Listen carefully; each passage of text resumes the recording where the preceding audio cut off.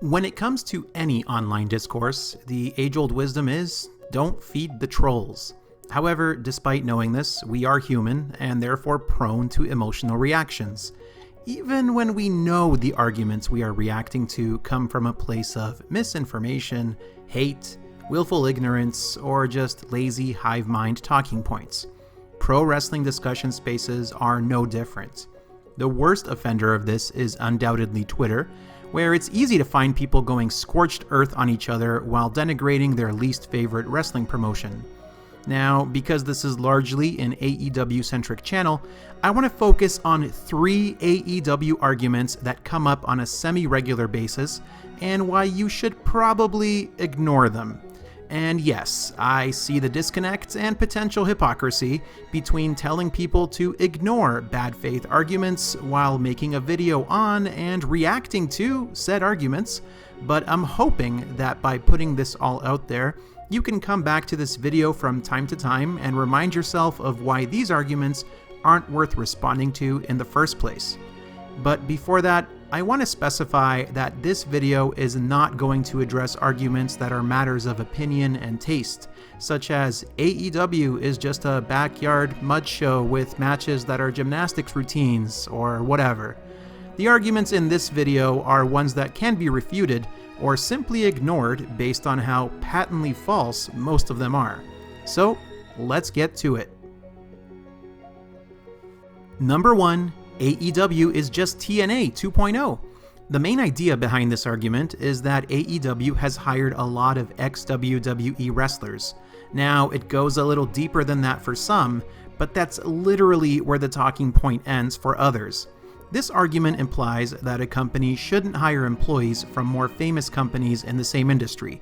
It would be like laughing at DreamWorks for hiring well-known ex-Disney writers, animators, and directors.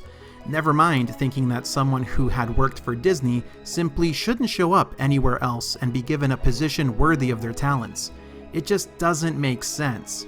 The fact is, wrestlers work for wrestling companies, and before AEW came around, if you were an up-and-coming wrestler in North America, you really only had one mainstream option to shoot for. So yes, some of the available ex-WWE talent pool, which became deep with high-level talent after WWE went on its spree of budget cuts, has been signed by AEW. To expand on this, TNA hired many ex-WWE wrestlers as long as they had some name value, and they had a ton of questionable booking decisions as well. They signed Scott Hall no less than 4 times despite him battling his addictions. They once had Eric Bischoff team with Jeff Hardy in a match where Bischoff pinned the Young Bucks, and they hired Rob Van Dam in less than 2 months with the company, had him beat their homegrown champion AJ Styles for the TNA Championship. While the last of these was arguably not a terrible decision at the time, it was a symptom of a larger problem. Thus far, AEW has shown their focus is on elevating their younger homegrown talent, and there is no Hogan-like figure trying to just get their older, less exciting friends over.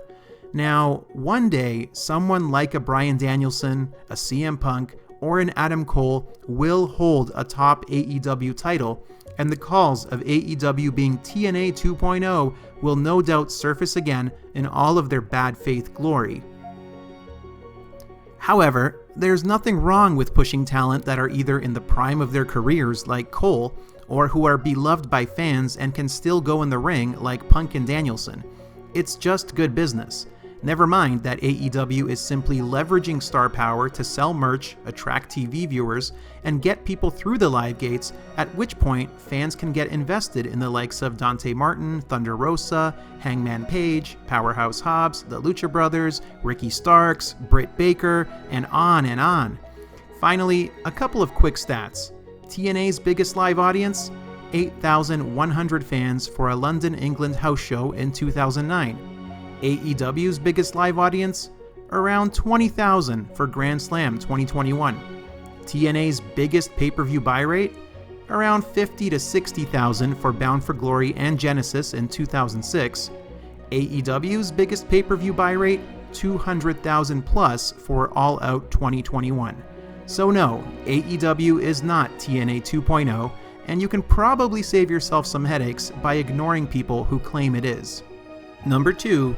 The 18 to 49 demo isn't important, and nobody cared about demos until AEW. Grr. This is a talking point that is not rooted in reality in any way. However, it seems to have grown in prevalence since September 2021, when Dynamite started attracting more 18 to 49 viewers than Raw in some weeks. First of all, it's not only quote-unquote marks or Meltzer fanboys or whatever other weird attempted pejorative people want to use who care about the 18 to 49 demo. More people watching your show in the 18 to 49 demo means more money for your company when TV rights deals are negotiated and renegotiated. This is not only the case for pro wrestling, but for TV across the board.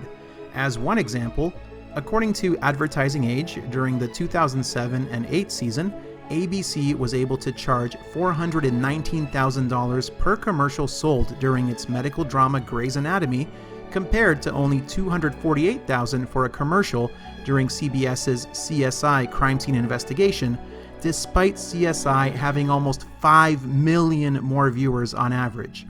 With that in mind, it's accurate to say that a show with 1.1 million total viewers can be more valuable to a TV network that has over 2 million total viewers, depending on the demographics of those viewers.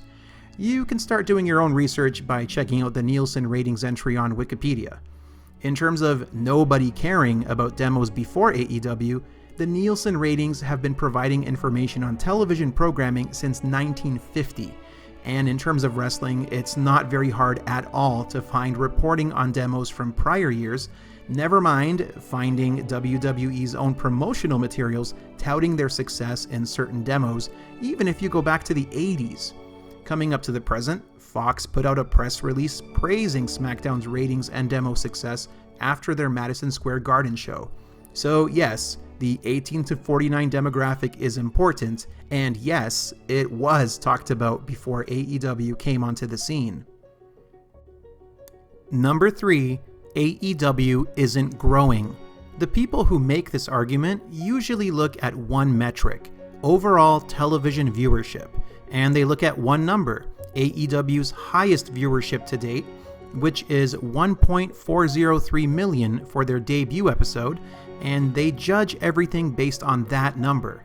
Now, of course, some of these are the same people who said AEW wouldn't beat NXT, would never hit 1 million viewers during the heart of the Wednesday Night Wars, and those who said AEW would be back to 800,000 in a matter of weeks after NXT made the switch to Tuesdays and AEW did hit 1 million.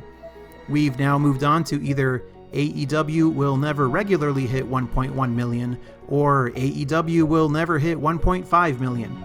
But let's address the initial argument, which is built on unrealistic expectations and willful ignorance. AEW isn't growing because they haven't beaten Dynamite's debut number. Plain and simple, television viewership is incredibly volatile, and with the exception of super hits like Breaking Bad and Game of Thrones, pilot episodes almost always do better than subsequent episodes. This is due to heightened curiosity around a brand new show. For example, the pilot for Community, a critically acclaimed sitcom which debuted on September 17, 2009, did 7.89 million viewers in the US. The second episode, 5.39 million. The show never touched its pilot viewership number despite running for 6 seasons. For the sake of comparison when it comes to wrestling shows, WWE SmackDown did 3.9 million viewers on its debut episode of Fox, dropped to around 2.9 million the following week, and is now anywhere between 2 and 2.3 million viewers.